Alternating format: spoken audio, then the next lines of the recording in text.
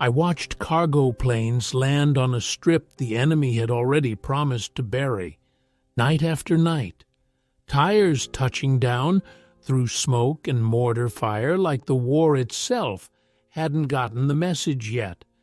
And I understood, even at 20 years old, that we weren't just holding a hill in the mountains of Vietnam. We were making liars out of a plan that had already worked once before against the French 14 years earlier.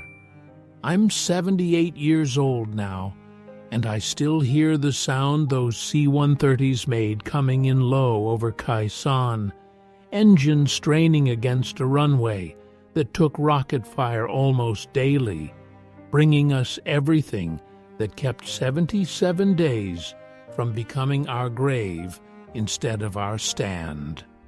I was a corporal then, off a mill town in the Carolina Piedmont, and nobody back home had ever heard of Khe Sanh before that winter.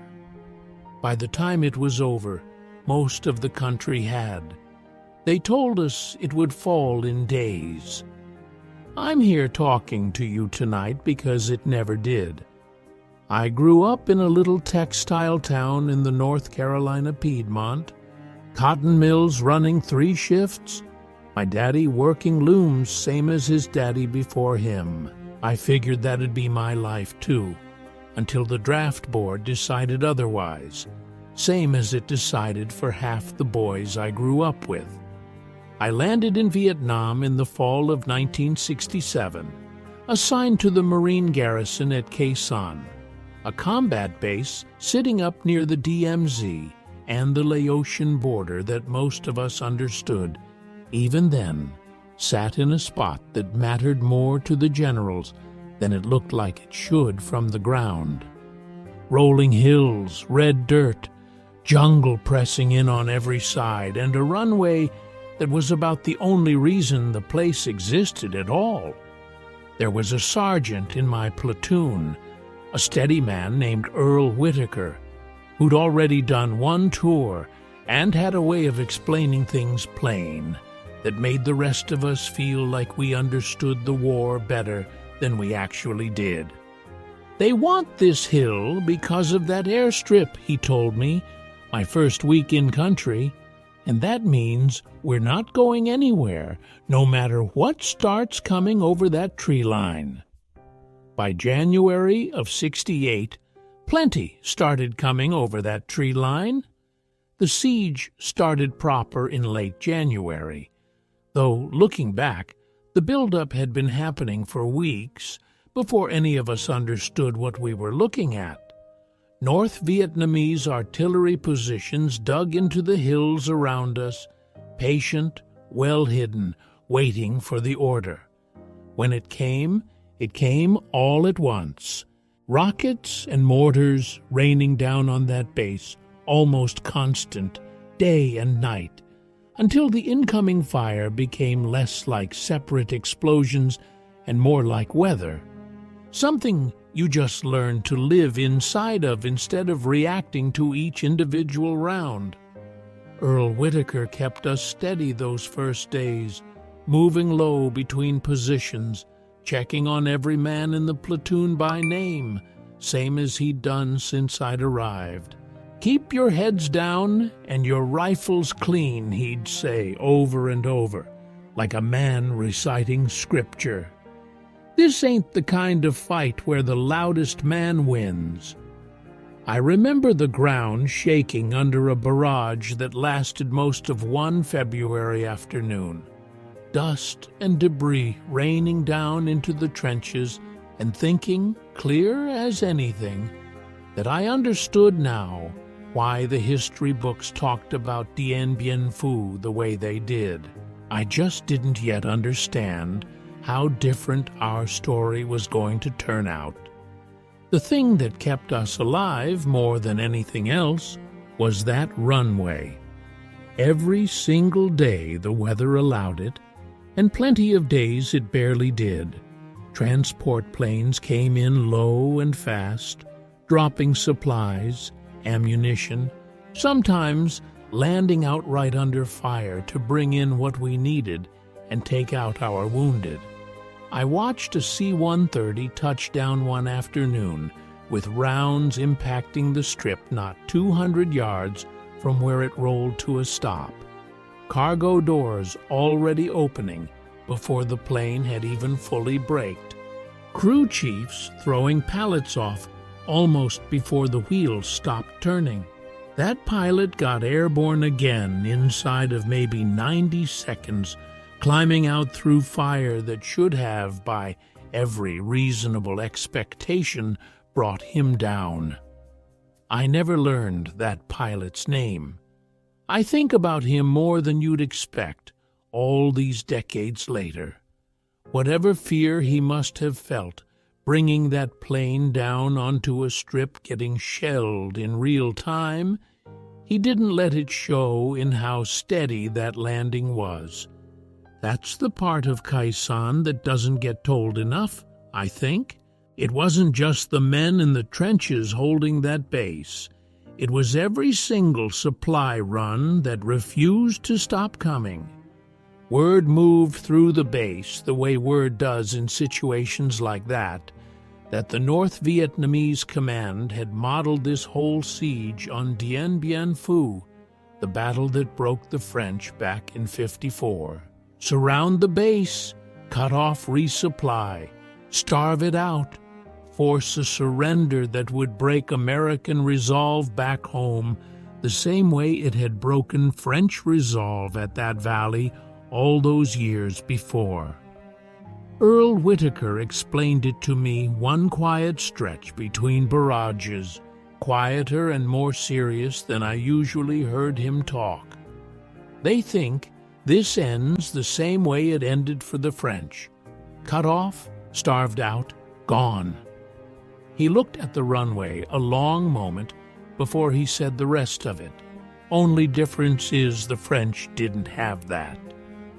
I followed his eyes to a plane coming in low over the tree line, engines straining, tracers rising up to meet it from somewhere in the jungle below. I didn't fully understand yet what that difference was going to mean over the weeks that followed. I understood it by the end. March came and the shelling hadn't let up, but something in the rhythm of the base had shifted without any of us quite naming it out loud. We were still there, still dug in, still getting resupplied day after day by pilots who kept finding a way onto that strip no matter what waited for them coming in. A private in my squad, a kid barely 19 named Doyle, asked Earl Whitaker straight out one evening if we were going to hold this place or if command was just letting us die slow for a headline back home. I remember Whitaker's answer clear as anything, because it wasn't the kind of thing an officer would have said, just an honest sergeant talking to scared boys in a hole in the ground. I don't know what the generals are thinking, Doyle. I know every plane that's landed on that strip this week means somebody up the chain still thinks this hill is worth keeping. That's all the answer I've got for you. Doyle didn't ask again after that. None of us did. We just kept doing what we'd been doing, one day at a time, one supply run at a time. The siege broke in April, 77 days after it started, when relief columns finally fought their way up Route 9 and linked up with our position. I remember standing at the edge of the base, watching the first vehicles come up that road, dust and diesel smoke rising behind them, and feeling something I didn't have words for at the time and still struggle to name even now. It wasn't quite relief.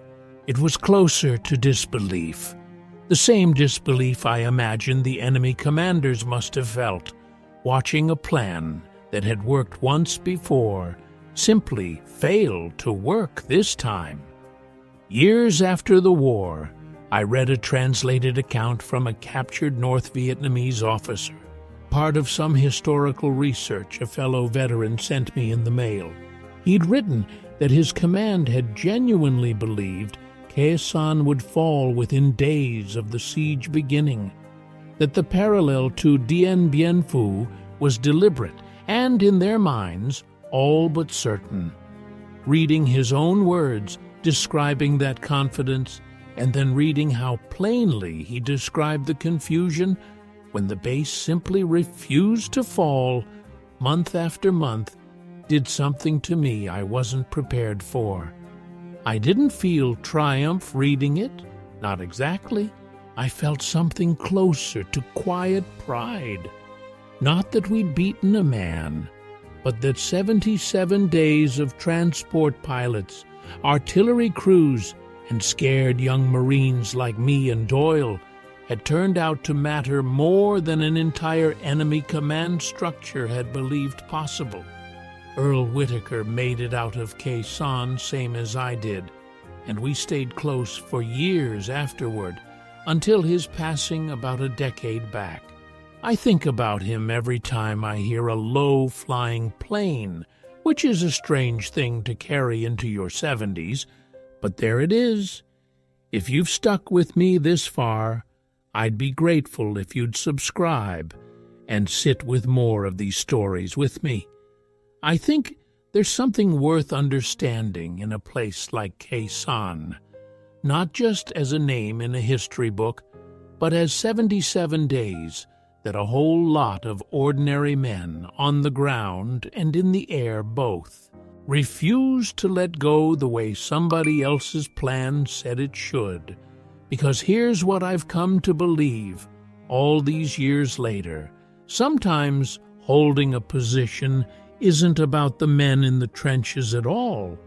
Sometimes it's about every single person who keeps showing up to make sure the men in the trenches don't run out of reasons to keep holding it. I came home to North Carolina in the fall of '68, back to that same mill town, back to a job in the same textile mill my daddy had worked his whole life. Something about going back to work on those looms felt right, in a way I couldn't fully explain. Steady, predictable work, after months of nothing being steady or predictable at all. I married a local girl named Patricia the following spring, raised 2 children in that same small town, and spent 32 years working that mill before I finally retired.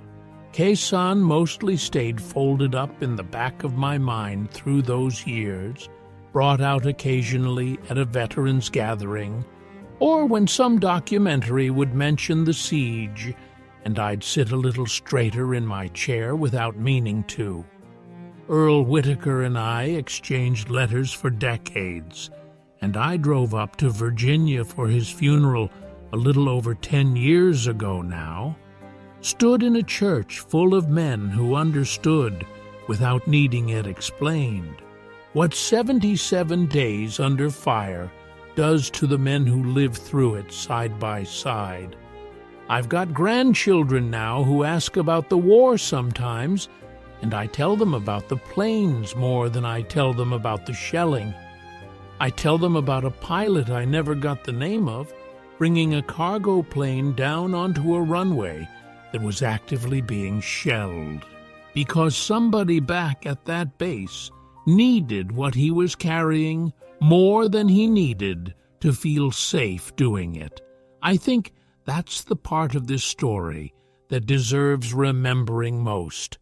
Not that we won, in whatever way a siege gets counted as won or lost, but that an entire enemy command structure looked at Khe Sanh and believed, with real confidence, that it would fall in days, and it just never did, because of a few thousand ordinary men who kept showing up for each other, one resupply run at a time. If you've got a story like this in your own family, a battle, a siege, a stand that shouldn't have held but did, I'd love to hear about it in the comments. And if you want to hear more about what happened on Route 9 during that relief effort from a different angle entirely, I've got that story too. I'll be here when you're ready.